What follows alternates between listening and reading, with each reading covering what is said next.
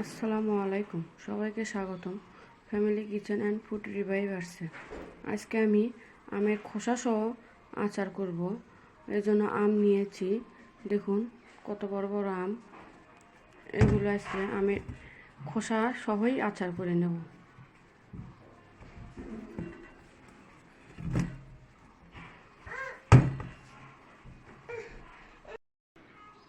এখন আমি আমগুলো কেটে ধুয়ে নেব। সবগুলো আম কেটে নেওয়া হয়ে গেছে। দেখুন আমের খোসা সহ আমি নিয়েছি, কেটে নিয়ে ধুয়ে রেখে দিয়েছি। এখন আচারটা তৈরি করে নেব। আমি এখানে কোনো প্রকার তেল বা রোদে শুকনো ঝামেলা ছাড়াই আচার তৈরি করে নেব। এর জন্য এখন মশলাটা তৈরি করার জন্য মশলা নিয়েছি দালচিনি, সাদা এলাচ, কালো এলাচ, জিরা আর পাঁচফোড়ন। এগুলো এখন আমি ভেজে নেব। এখানে আমি শুটমরিচ নিতে ভুলে গেছি, 7-8টা শুটমরিচ নিয়েছি।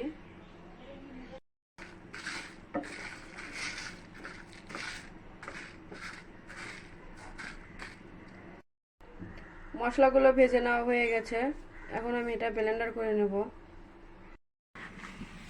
পানি দিয়েছি, এর ভিতরে এখন চিনি দিয়ে দেব শিরা তৈরি করার জন্য।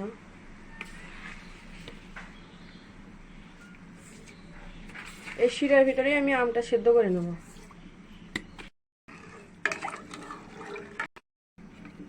চিনি গলে গেছে, এখন এর ভিতরে আমগুলো দিয়ে দেবো।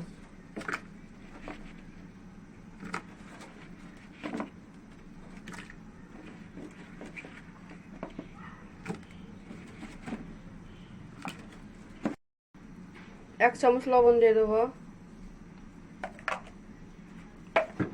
আর দিয়ে দেবো হলুদ গুঁড়া।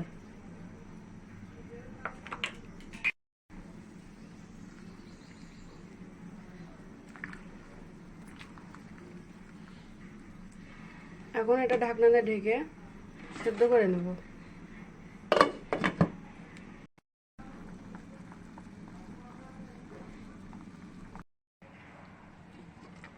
দেখুন রসটা অনেকখানি কমে গেছে। এখন এর ভিতরে আমি মশলা দিয়ে দেবো, যেগুলো মশলা ভেজে নিয়েছিলাম।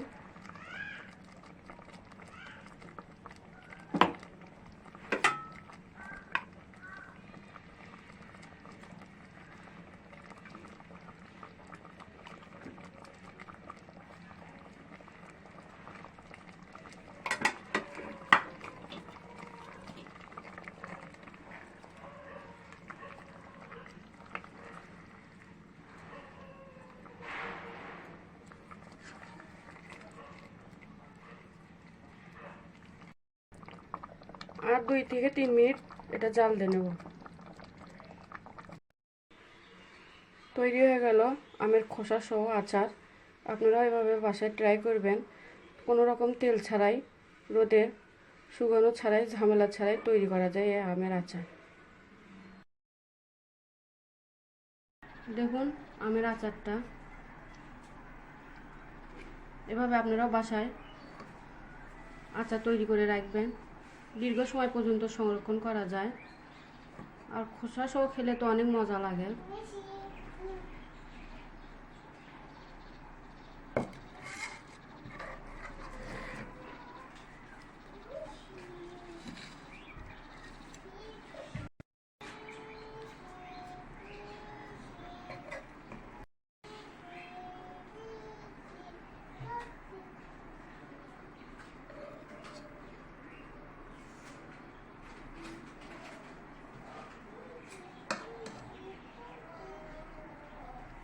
আমাদের আমের আচারের রেসিপিটা যদি ভালো লাগে তাহলে লাইক, শেয়ার, কমেন্ট করবেন। ধন্যবাদ।